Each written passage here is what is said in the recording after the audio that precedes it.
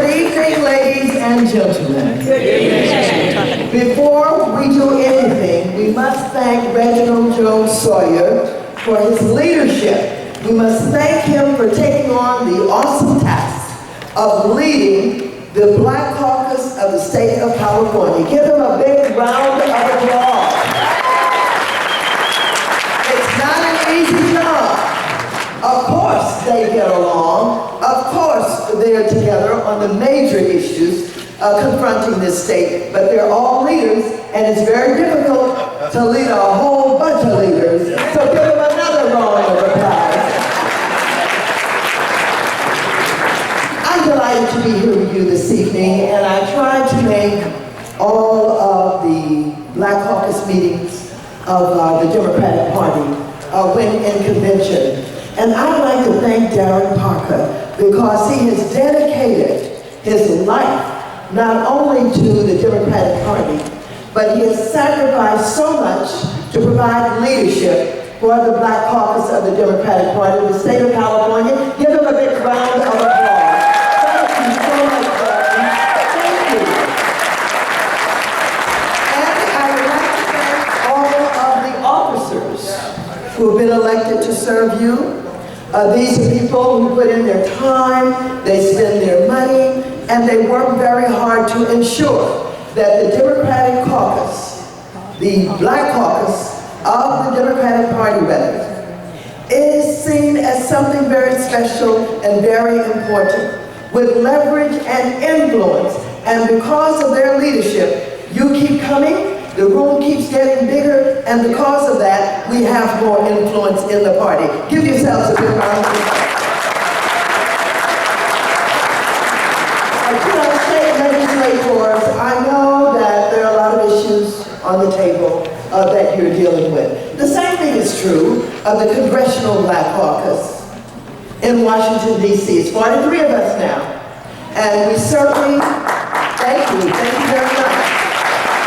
We certainly are building power and influence at a time when we need people who are willing to stand up against the Tea Party and those very right-wing conservative Republicans who are trying to dismantle government as we know it. And so I bring you greetings from the Congressional Black Caucus.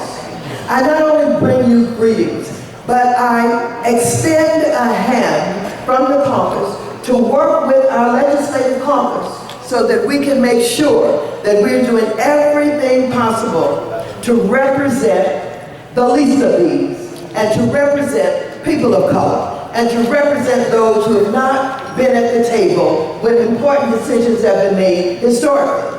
So, with all of the issues that are confronting you, I'd like to draw your attention to something that the entire world is focused on at this time.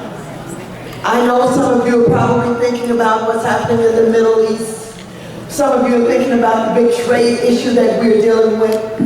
Some of you are thinking about the big transportation legislation that is not being reauthorized and wondering what's going to happen to the resources for the infrastructure in your areas. But I want to draw your attention to something that we've got to straighten out in America, and that is the relationship of the police community to African Americans.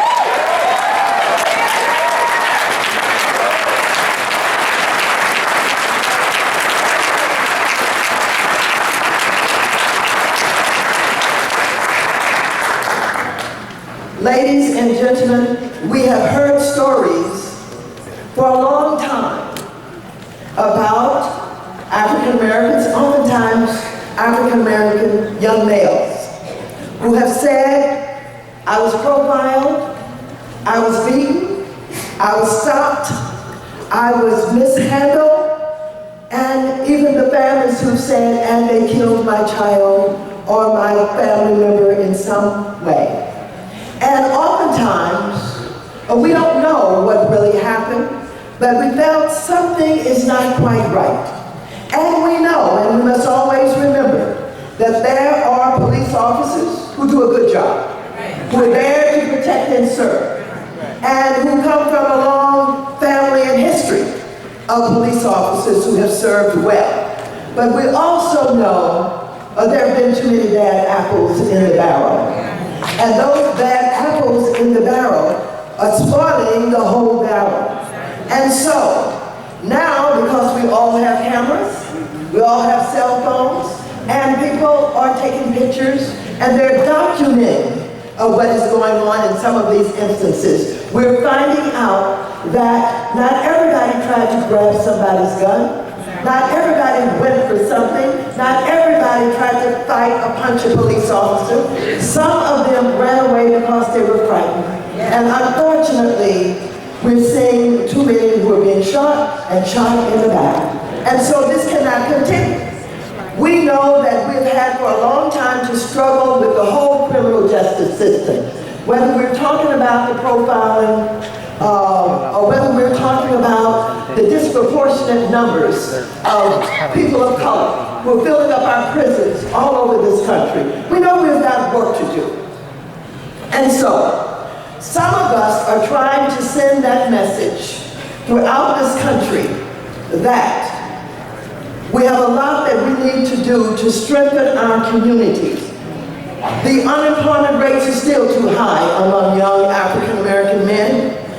The unemployment rates are not only too high, but access to health and education, access to an opportunity to own a home, to get a mortgage, on and on and on, are issues that we've got to continue to work on. And we've got to work on it in such a way that when something goes down in our community, the anger and the distrust is so much that people act out in ways that make us all uncomfortable. I've been working on this issue for many, many years. And when I first started to talk about the lack of opportunity, and not everybody is a thug or a criminal, and we should not paint them that way, I was demonized.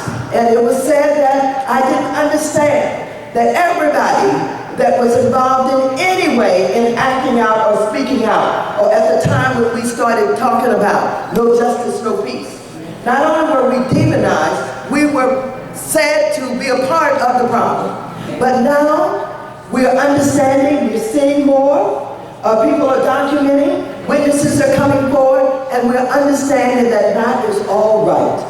And so, one of the things that we're doing, women, under Black Women's Forum, in Los Angeles on May 30th, we have organized a luncheon that's a conversation. We have 5 of the mothers of young Black men who have been killed in recent times.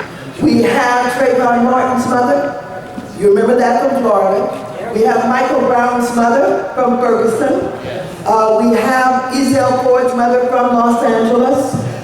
We have Tamir Rice's mother from Detroit. And we have Eric Gardner's mother from New York that are coming to Los Angeles. All of them, this will be the first time that they will have been presented together.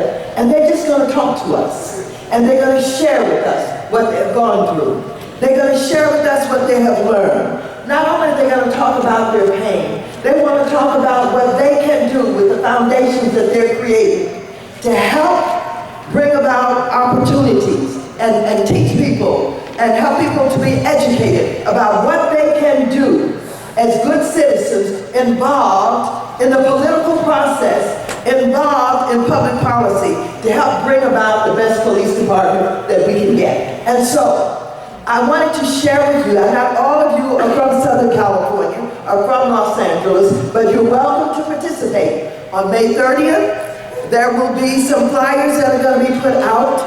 We welcome you to come to Los Angeles at 12 noon, where we're going to have the mothers, and we are bombarded with requests to come to at least 5 other cities, and we may just do that and spread it across the country, where people can have this kind of conversation, where we're talking about what goes on in our communities, and why young people run from the police, and how the police can do better community policing, and get to know the community better, and what we can all do as great advocates and public policy makers to get the kind of public policy that's going to direct resources into our community and use our leverage and our influence to ensure that we do everything that we possibly can to deal with poverty, to have a safety net, to deal with Section 8 and housing opportunities, and to make sure that the educational systems are serving us. Big agenda.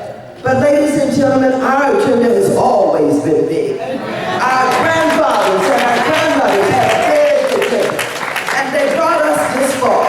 And so, having come this far, and many of us having been blessed with the opportunity to serve, many of us have been blessed with the opportunity to earn a decent living. Don't forget from which you came. And don't forget what your responsibilities are. And having said that, members and friends and supporters of the Legislative Black Caucus, let's be about the business of using our power and our influence to make not only our neighborhoods better, our communities better, but this whole world better. Thank you very much.